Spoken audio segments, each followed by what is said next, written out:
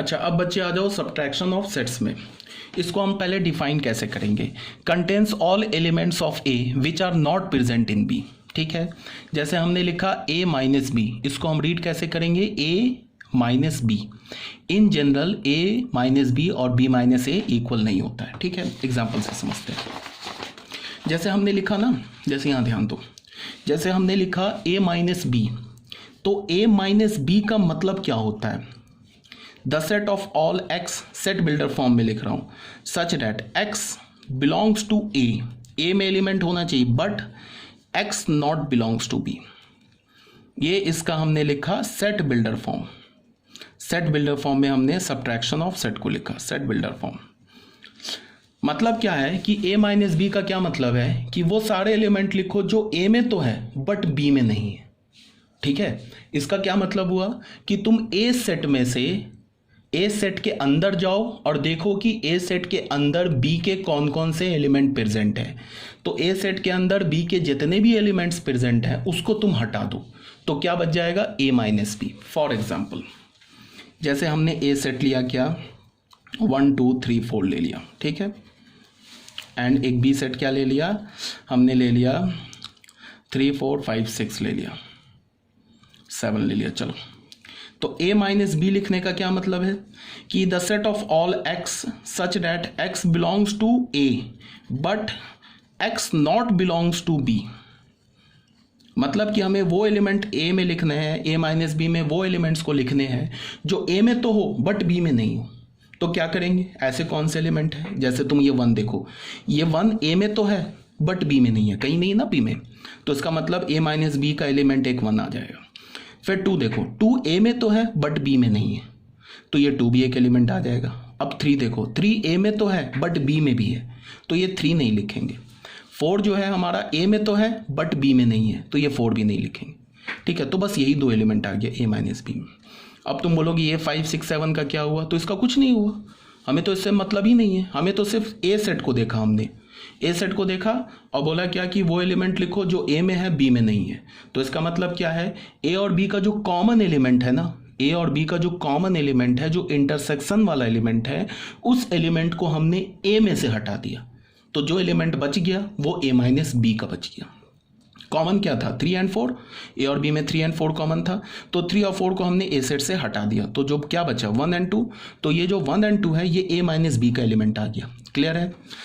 अब एक एग्जांपल और देख लो तुम, जैसे हमने अभी क्या लिया 1 2 3 4, एक सेट हमने क्या लिया, ए सेट लिया 1 2 3 4 एंड एक बी सेट क्या लिया हमने, बी सेट ले लिया 3 4 5 3 4 5 6 7। तो ए माइनस बी हमें क्या मिला, ए माइनस बी तो हमें मिल गया 1 2। अब अगर मैं b माइनस ए निकालूं तो b माइनस ए में क्या करना है, सेम डेफिनेशन लगाएंगे, वो सेट वो एलिमेंट्स लिखना है b माइनस ए में जो b में है a में नहीं है। तो क्या करेंगे, b सेट में जाएंगे और देखेंगे कि b सेट में कौन कौन सा एलिमेंट a का है, उसको हटा देंगे और जो बच जाएगा वो b माइनस ए का हो जाएगा। तो b में और a में कौन सा है, ये 3 और 4, ये एलिमेंट तो a में भी है, 4 भी एलिमेंट है, तो इसको हटा दिया, तो कौन सा बच गया 5 6 7, वो b माइनस ए का एलिमेंट हो गया। आगे बात समझ में। तो ये हमारा डेफिनेशन था b माइनस ए और a माइनस बी का। अब यहाँ तुम देखो a माइनस बी और b माइनस ए सेट इक्वल नहीं है। क्यों इक्वल नहीं है, बिकॉज सेट इक्वल कब होते हैं, जब उसमें नंबर ऑफ एलिमेंट सेम हो एंड एलिमेंट्स भी सेम हो। इसमें दो एलिमेंट्स है, इसमें 3 एलिमेंट्स है। अगर इसमें भी 1 और 2 लिखा होता तब जाके ये दोनों सेट सेम हो जाता। ठीक है, तो हम इक्वालिटी ऑफ सेट को इन डिटेल सेट थ्योरी जो जब सेट चैप्टर पढ़ेंगे तो उसमें पढ़ेंगे, बट अभी यहाँ तुम ऐसे समझ जाओ a minus B is not equal to b minus A. मैंने बता रखा है कि a माइनस बी और b माइनस ए इक्वल नहीं होता है, इन जनरल इक्वल हो भी सकता है। कब हो जाएगा, जब मैं a सेट और b सेट को इक्वल ले लूँ, तब a माइनस बी निकालो b माइनस ए निकालो, तब a माइनस बी और b माइनस ए इक्वल हो जाएगा। But in general a minus B is not equal to b minus A. तो आई थिंक ये भी आपको क्लियर होगा। अभी तो मैंने ये जो a माइनस बी और b माइनस ए का एग्जाम्पल लिया वो कौन सा लिया, डिस्क्रीट सेट का लिया। अब फिर कंटिन्यूस सेट में आ जाओ, सेकेंड एग्जाम्पल में आ जाओ। ए सेट हमने क्या ले लिया 2 5, एंड बी सेट हमने क्या ले लिया 3,7। ठीक है बच्चे, यहाँ देखो अब हमें क्या निकालना है, पहले हमें टू फाइंड, इसका मतलब और टू फाइंड का मतलब a माइनस बी निकालना है एंड b माइनस ए निकालना है। अच्छा, ये जो तीन ऐसे करके जो मैं इक्वल बनाता हूँ ना, इसका क्या मतलब होता है, इक्विवेलेंट टू। इक्विवेलेंट का मतलब क्या होता है कि वो एग्जैक्ट इक्वल नहीं है, मतलब ऐसा तो है नहीं ना। इक्वलिटी का क्या मतलब होता है कि हर एक एस्पेक्ट में इक्वल हो। यहाँ पे तो क्या लिखा हुआ है t कॉमा एफ, ये a माइनस बी हमें फाइंड करना है, a माइनस बी ऐसे थोड़े ना तुम लिख सकते हो a minus B is equal to T comma F, ऐसे लिखोगे तो गलत हो जाएगा ना। ये तो इंग्लिश लिखा हुआ है, यहाँ डिफरेंस मैथमेटिक्स टर्म लिखा हुआ है। तो इक्वलिटी को नहीं, मतलब अपने स्टेटमेंट को 100% करेक्ट रखने के लिए हम लोग तीन ऐसे इक्वल का बना देते हैं। मतलब क्या है कि टू फाइंड ये इसके इक्विवेलेंट है, मतलब a माइनस बी निकालो।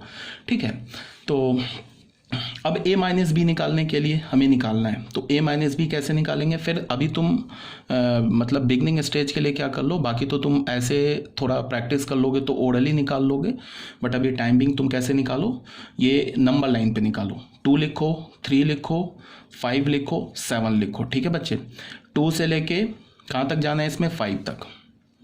5 पर ओपन है, 2 पर क्लोज है, और यहाँ से कहाँ जाना है, ये सेट हमारा a हो गया। अब सेट b लिखते हैं, सेट बी क्या हमारा 3 पर ओपन 7 पर क्लोज्ड, ऐसे लिख लिया, ये हमारा सेट बी हो गया। ठीक है, अब हमें करना क्या है, ए सेट में से ए और बी के कॉमन एलिमेंट को हटा देने। तो ये दिख रहा है कि ये जो बीच का एलिमेंट है ना, ये एलिमेंट ये तो कॉमन है, देखो ये ए में भी आ रहा है और ये बी में भी आ रहा है, तो इसको 3 और 5 के बीच के तो सारे एलिमेंट को हटाने। ठीक है, तो पता चल गया। अब 3 को हटाना है क्या, a माइनस बी के लिए क्या 3 को हटाना है, तो 3 को नहीं हटाना है। क्यों नहीं हटाना है, a 3 और 5 के बीच के तो सारे नंबर आ गए।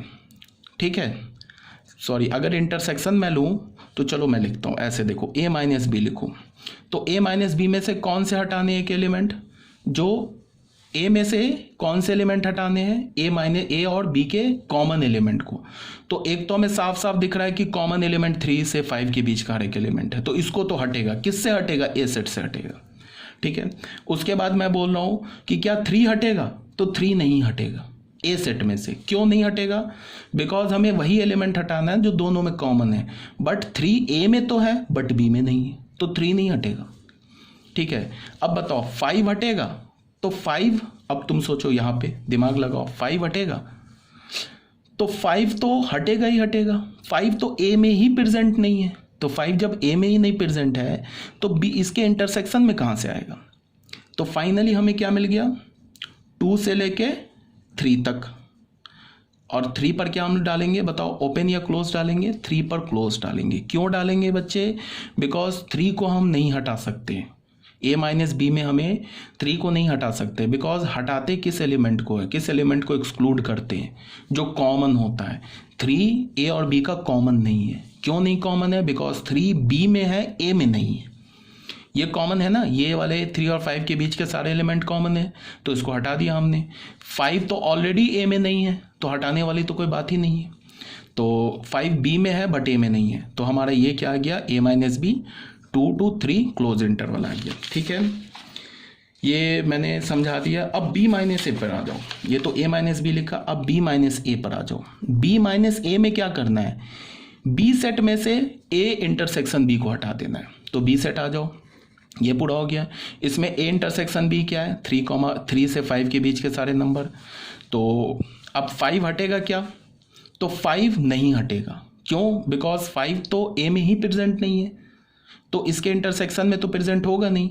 5 तो बी सेट में है बट ए में नहीं है, और हमें क्या हटाना है, वो एलिमेंट को हटाना है जो दोनों में है। तो कहाँ से कहाँ तक होगा ये, 5 क्लोज से 7 क्लोज। तो यहाँ भी देख लो, यहाँ से हमें क्या मिला, a minus B is not equal to b minus A. ठीक है, इन जनरल ऑलरेडी मैंने बता रखा है a minus B and b minus A equal नहीं होते। यहाँ पे ये क्वेश्चन था, तो ये हमारा आंसर हो गया। तो ये देख लेना, नोट में मैंने क्या बोला है, if A and B are equal sets then a minus B A और बी अगर इक्वल सेट होगा then A minus B is equal to B minus A. But अगर हमें ए और बी के बारे में कोई इन्फॉर्मेशन गिवन नहीं है, हमने ए और बी को कोई दो जनरल सेट ले लिया, then A minus B is not equal to B minus A. किसी पर्टिकुलर केस में जब ए और बी इक्वल हो गया तो ये इक्वल मतलब A minus B and B minus A equal हो सकता है। तो यहाँ तक क्लियर है।